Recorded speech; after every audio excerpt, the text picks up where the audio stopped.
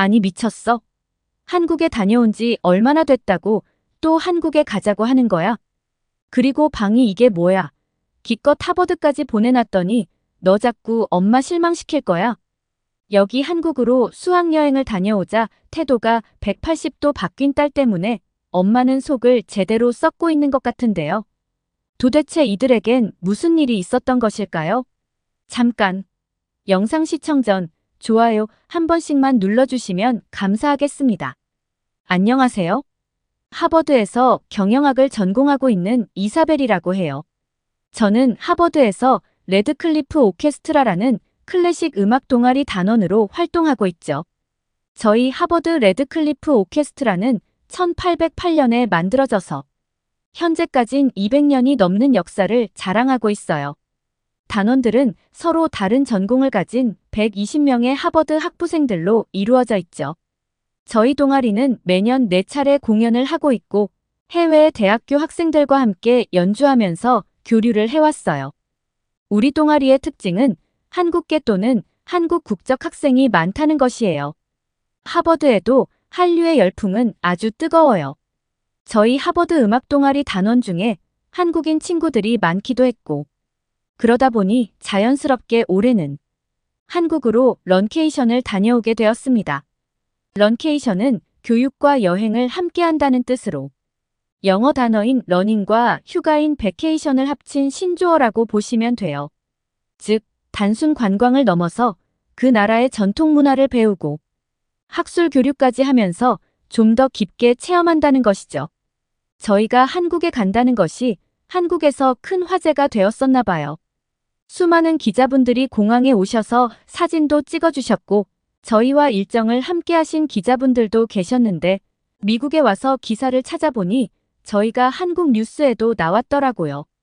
그 뉴스를 보고 저희끼리 정말 신기해했고 그 계기로 한국에서의 런케이션의 소감을 말씀드려 보고자 이렇게 사연을 보냅니다.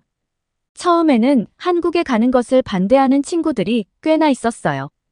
K-팝과 넷플릭스 드라마도 좋지만 한국은 아직도 전쟁 중인 나라로 여행을 가기엔 너무나 위험하다는 이유였어요.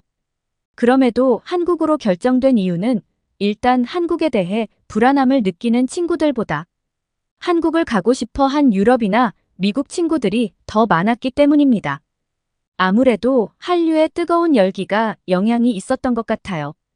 단원들과 수학여행지를 다 같이 고민했을 때 중국, 일본 등 여러 나라가 나왔지만 정작 투표 결과는 한국이 압도적이었죠. 한국으로 수학여행지가 결정되었을 때 2세대 한국계 미국인이었던 친구 세린이도 부모님의 나라를 10년 만에 다시 가보게 되었다며 정말 기뻐했어요. 그렇게 저희 동아리 단원들 93명은 한국행 비행기에 올라탔고 지구 반바퀴를 날아서 한국에 도착할 수 있었습니다. 한국에서의 첫 일정은 서울 은평구에 위치한 진관사에서 템플스테이였습니다. 진관사로 가는 길은 멀지 않았어요. 진관사가 만약 지방에 있었다면 인천공항에서 내려서 또 몇 시간을 버스를 타고 가야 했을 텐데 얼마 안 가 사찰에 금방 도착한다고 하니 더 좋았습니다. 진관사로 가는 버스 안에서 창밖을 보는데 갑자기 엄청 큰 산들이 보이기 시작했어요. 서울 도심 속에 이렇게 큰 산이 가까이 있다는 사실이 정말 신기해서 친구들에게 창밖을 보라며 소리쳤어요. 그러자 저뿐만 아니라 다른 친구들도 모두 놀라더라고요. 우리가 호들갑을 떨자 한국 친구들은 아무것도 아니라는 듯 한국은 이런 게 자연스러운 것이라고 했어요.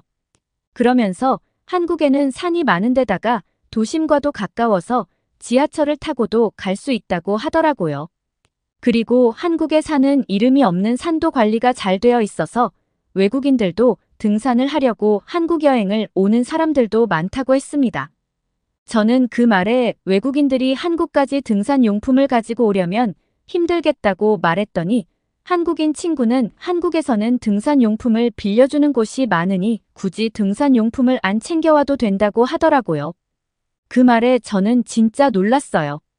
처음 본 외국인들을 뭘 믿고 등산 용품들을 빌려준다고 하는지 한국의 서비스에 다시 한번 감탄하게 되었죠. 그러면서 한국 친구들은 나중에 너희들도 한국에 다시 오게 된다면 꼭 등산을 해보라고 추천하더라고요. 조지아 출신이었던 앨리스는 그동안 살면서 산을 거의 본 적이 없어서 등산은 당연히 전문 산악인들이나 하는 거라고 생각해왔는데 한국에서는 누구나 등산을 즐길 수 있다고 하니 한국인들이 정말 부럽다고 했어요. 그렇게 우리는 한국의 산을 구경하면서 진관사에 도착했습니다. 진관사는 산에 둘러싸여 있어서 아름다운 풍경을 자랑하는 한국의 산을 더욱 가까이서 볼 수 있어서 좋았어요. 친구들과 산을 구경하며 감탄하고 있을 때 진관사에서 템플스테이를 맡고 계신 선우 스님을 만났어요. 선우 스님께서는 저희를 데리고 진관사의 여러 곳을 구경시켜 주셨어요. 진관사는 도심 속에 위치해 있지만 고요하고 평화로운 분위기가 인상적이었어요. 산과 어우러진 고즈넉한 사찰 풍경이 정말 아름다웠죠. 사찰 안으로 들어가니 나무로 만들어진 전통 건축물들이 눈에 들어왔고 그곳에서 느껴지는 차분함이 마음을 편안하게 해줬어요. 선우 스님께서 사찰의 역사와 건축물에 대해 설명해 주실 때 우리는 모두 경청하며 한국의 전통과 문화에 대해 배울 수 있었습니다. 컴퓨터 공학을 전공하고 있는 친구 터번은 K-팝 아이돌로만 한국을 접했었는데 직접 와보니 전통과 현대가 어우러진 한국 문화가 매력적이라며 넋이 나간 채 사찰을 곳곳을 구경하면서 다니더라고요. 우리는 진관사 한문화체험관을 둘러보면서 명상체험, 전통차 체험도 했는데요. 명상을 하고 나니 제 머릿속 한켠에 복잡했던 생각이 정리가 되면서 마음이 편안해지는 것을 느꼈어요. 그리고 저희는 한국의 무형문화재인 수륙제 시연도 감상할 수 있었는데요. 수륙제는 한반도에서 죽어간 고혼들의 넋을 달래고 해원하는 한국 불교의 가장 방대한 의례로 처음 듣는 불교 음악이 상당히 신선하게 들려왔고 그 분위기가 정말 엄숙하고 숙연했어요. 저와 친구들은 처음 보는 광경에 넋을 잃고 바라보았고 한시도 눈을 뗄 수가 없었어요. 저는 어린 시절부터 플루트와 클래식 음악을 공부했지만 이렇게 독특한 동양 음악은 처음이라 완전 감명받았고 이색적인 선율과 동작을 미국에 담아가고 싶을 정도였어요. 그리고 저희를 위해 수륙제를 시연해 주신 스님들께 정말 감사했고 스님들을 우리 공연에 초대하고 싶다는 생각이 들었습니다. 수륙제 시연에 이어 사찰 음식의 역사도 배우고 나니 점심시간이 되었어요. 진관사의 사찰 음식은 미국의 유명 셰프들도 맛보러 다녀갈 만큼 정말 맛있다고 소문이 나 있어요. 그래서 바이든 미국 대통령의 영부인인 질 바이든 여사도 한국 사찰 음식에 대한 소문을 듣고 진관사에 찾았다고 뉴스에서 본 적이 있거든요. 질 바이든 여사는 백악관 부주방장인 샘 카스로부터 한국에 가거든 진관사 사찰 음식을 한번 맛보라는 조언을 들었다고 했습니다.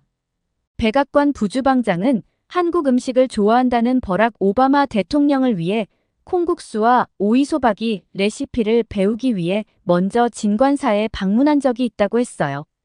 그 후로 한국의 문재인 대통령이 백악관을 방문해 진관사에서 보낸 선물을 질 바이든 여사에게 전달했을 때도 영부인이 진심으로 기뻐했대요. 이렇게 대통령 영부인도 맛있다고 한 진관사의 사찰 음식을 우리도 맛보게 된다니 정말 기대가 됐어요.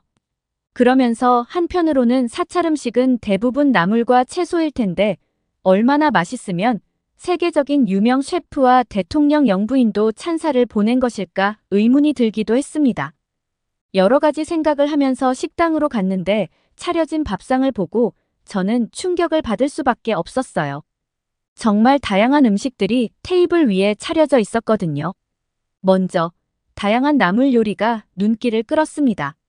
고사리, 도라지, 시금치 등 각종 나물들이 고소한 참기름과 간장으로 간이 되어 있었고 그 신선함과 담백한 맛이 인상적이었어요.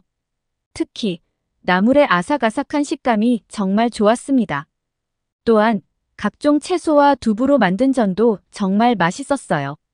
바삭한 전의 식감과 채소의 자연스러운 단맛이 정말 좋았고 입안 가득 퍼지는 고소함이 일품이었어요. 그리고 두부전은 부드럽고 담백해서 먹기 편했고 입안에서 살살 녹더라고요. 하지만 사찰 음식의 하이라이트는 바로 된장찌개였습니다. 깊고 진한 된장 맛이 너무 구수하더라고요. 그리고 다양한 채소와 두부가 듬뿍 들어가 있어 영양가도 높을 것 같았어요. 뜨끈한 국물을 마시니 몸이 따뜻해지는 기분이었습니다. 그리고 마지막으로 후식으로 나온 식혜는 사찰 음식의 마무리를 완벽하게 해줬습니다. 은은한 단맛과 쌀알의 고소함이 조화를 이루며 입가심으로 더없이 좋아서 저는 한 번 더 리필해서 마셨어요. 저를 비롯한 다른 친구들도 사찰 음식을 정말 맛있게 먹었어요. 세계적인 유명 셰프가 진관사에 와서 음식 레시피를 배워가는 이유를 그제서야 알겠더라고요. 그렇게 진관사에서의 일정을 마치고 저희는 경복궁으로 이동했어요. 경복궁에 들어가기 전 특별한 이벤트가 우리를 기다리고 있었는데요. 바로 한복을 입고 경복궁을 구경하는 것이었어요. 한복을 입는 순간 마치 과거로 돌아간 듯한 기분이 들었어요. 한복의 화려한 색감과 아름다운 디자인이 정말 인상적이었죠. 친구들도 모두 한복을 입고 거울 앞에서 연신 감탄하며 사진을 찍었어요. 한복의 곡선과 디테일은 정말 예술적이었고 입는 순간 우아함과 고전미를 느낄 수 있었어요. 특히 치마의 넓은 폭과 저고리의 섬세한 자수가 너무나도 아름다웠습니다. 남자친구들이 입은 한복도 멋졌어요. 고풍스러운 색상과 디자인이 잘 어울렸고 모두가 한복을 입고 나니 마치 경복궁의 왕자와 공주가 된 기분이었죠. 한복을 입고 경복궁을 둘러보니 경복궁에서의 시간이 더욱 특별하게 느껴졌어요. 고궁의 아름다운 건축물들과 우리가 입은 한복이 어우러져 마치 시간 여행을 하는 듯한 느낌이 들었거든요. 경복궁을 모두 둘러보고 빌린 한복을 다시 반납할 때 어찌나 아쉽던지. 그래서 이건 비밀인데요. 엄마 몰래 한복을 사서 미국으로 가지고 갔답니다. 그런데 엄마 몰래 사간 이 한복 때문에 집에서 한바탕 난리가 났는데 그건 조금 있다가 더 말씀드릴게요. 그렇게 우리는 경복궁에서도 완벽한 시간을 보냈어요. 외국인들이 한국 여행에 오면 꼭 들르는 곳이 경복궁이라고 했는데 왜 그렇게 다들 경복궁에 가보는지 알겠더라고요. 진정한 한국 동양의 미를 만끽할 수 있었던 곳이었습니다. 경복궁 일정을 마치고 나서 우리는 이화여대 오케스트라 동호회 에세이오스와 합연을 통해 한국 대학생들과 교류하는 시간도 가졌어요. 유럽의 학생들과도 합연을 해본 경험은 있지만 한국에서 공연한다니 더 긴장이 되긴 했어요. 아무래도 전 세계적으로 K-팝으로 유명한 나라다 보니 한국 학생들은 뭐든지 더 잘할 것만 같았거든요.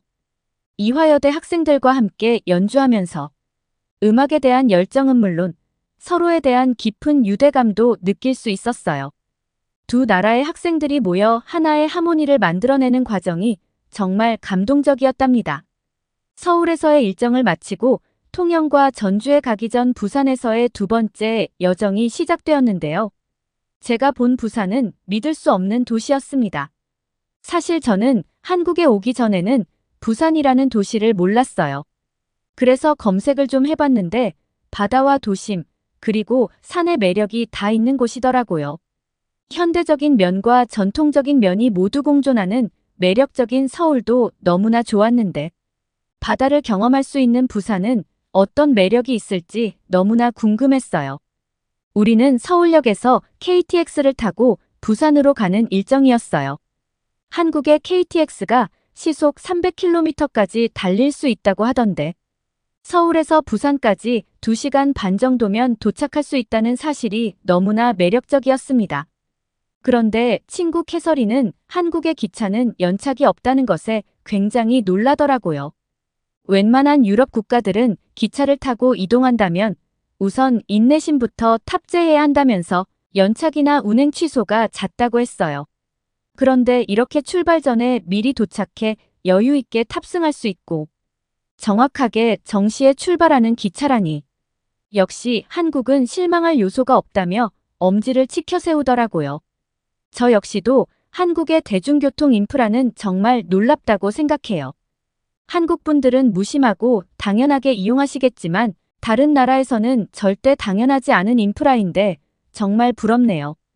그리고 무엇보다 가장 놀라운 건 사실 서울에서 익히 느꼈고 놀랄 만큼 놀랐지만 매번 놀라게 되는 한국의 와이파이 인프라입니다.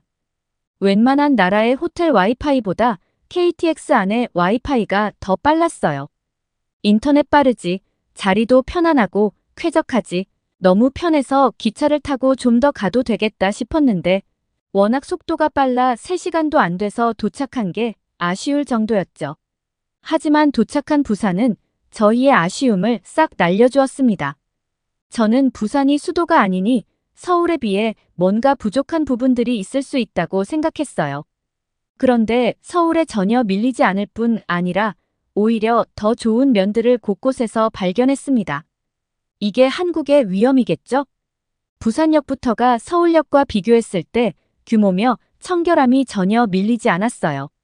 저희가 제일 먼저 방문한 곳은 남포동이었습니다. 원래 바다였는데 매립을 해서 이곳을 만들었다는 상상도 할 수 없던 과거에 신기했어요. 핸드프린팅, 풋프린팅을 보며 알고 있는 이름을 찾는 재미도 있고 사람들이 많아서 저도 함께 들뜨는 느낌이었습니다. 그리고 부산엔 정말 먹거리가 많더라고요. 서울에서 충분히 다양한 먹거리를 즐겼다고 생각했는데 부산의 먹거리들은 또 다르던데요. 맛있는 냄새에 너무 출출해져서 떡볶이와 어묵, 물떡을 먹어보았습니다. 어묵은 부산 명물이라고 하던데 정말 맑고 깊은 맛이 매력적이었어요. 생선살로 만들었다고 해서 비린맛을 걱정했는데 전혀 없어서 신기했죠. 그리고 사실 물떡은 좀 꺼려졌거든요. 그런데 판매하시는 분이 너무 강력히 추천해 주셔서 믿고 먹어보았는데 지금 생각해도 침이 넘어가네요. 그리고 입맛은 만국 공통인가 봐요. 저뿐만 아니라 캐서린과 다른 유럽 출신 친구들도 다 잘 먹더라고요. 그리고 씨앗 호떡은 정말 달콤하고 녹아내리는 맛이었습니다. 살찌는 것만 아니라면 하나 더 먹었을 거예요. 미국으로 돌아와 있는 지금은 그때 하나 더 먹을 걸 그랬다는 후회만 가득합니다. 그리고 저희의 다음 일정은 태종대에서 유람선을 타보는 것이었는데요. 굉장히 크고 신비한 모양의 바위, 그리고 에메랄드 빛으로 부서지는 바다까지 아주 환상적인 풍경을 볼 수 있었답니다. 마지막으로는 해운대에 가보았는데요. 해운대가 외국인들이 많이 찾는다고 해서 어떤 매력이 있을까? 굉장히 두근댔습니다. 그런데 제가 둘러본 부산의 서쪽과는 완전 느낌이 달랐어요. 한 도시 안에서 이렇게 상반된 느낌이 공존하다니 아주 매력적이었죠. 남포동은 과거와 현대가 어우러진 모습이라면 해운대는 완전 현대 도시로 서울을 뛰어넘는 모습이었죠. 저는 캐서린과 긴 해변을 따라 산책을 하며 아름다운 해운대 바다를 카메라에 담았어요. 휴식이 좀 필요했는데 너무나 좋은 힐링이었습니다. 부산에서의 여정을 마치고 마지막으로 전주에서의 공연이 있었는데요. 점심시간이 되었지만 공연을 대기해야 해서 음식점에 가서 밥을 먹을 수는 없었어요. 그런데 공연 담당자님께서 멀리서 웃으면서 저희에게 김밥 먹자고 하시더라고요. 그때 저는 속으로 소리를 질렀답니다. 미국에서부터 한국 음식 중에는 김밥을 꼭 먹고 싶었거든요. 왜냐하면 비슷한 재료들이 들어가는 것이 아니라 고기, 햄, 야채가 다양하게 들어가는데 그게 과연 합쳐지면 무슨 맛일지 생각이 들면서 호기심이 생기더라고요. 그렇게 김밥을 한 입 먹었는데 맛이 정말 일품이었어요.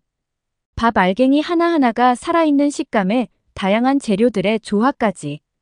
담백하면서도 깊은 맛에 저 말고도 모두들 감탄했죠. 공연 담당자님은 김밥은 짝꿍이 있는데 바로 이거라며 컵라면을 저희에게 건넸어요. 미국에서도 가끔 먹어본 적은 있었는데 그냥 맛있다 정도였지 소름 끼치게 맛있다고 생각하진 않았는데 한국에서 김밥과 먹으니 진짜 맛있더라고요. 그래서 혹시나 미국에서 파는 한국의 라면이 한국에서 파는 것과는 조금 다른가 싶어서 진짜 오리지널 한국 컵라면들도 미국 가기 전에 쟁여서 가지고 갔습니다. 그리고 김밥의 양이 적어 보였는데 한 줄만 먹어도 생각보다 배가 부르더라고요.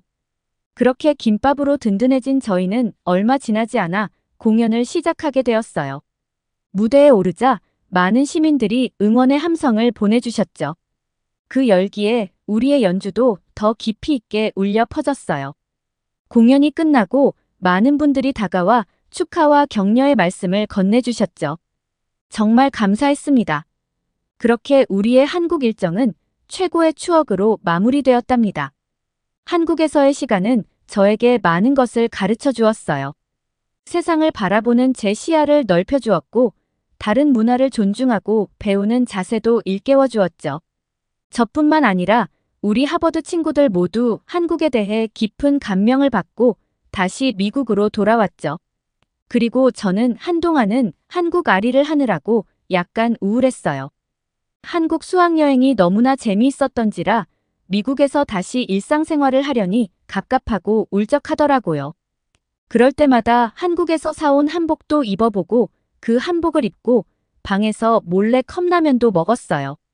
몰래 먹는 이유가 저희 엄마는 제가 인스턴트 음식을 먹는 것을 극도로 싫어하셨거든요.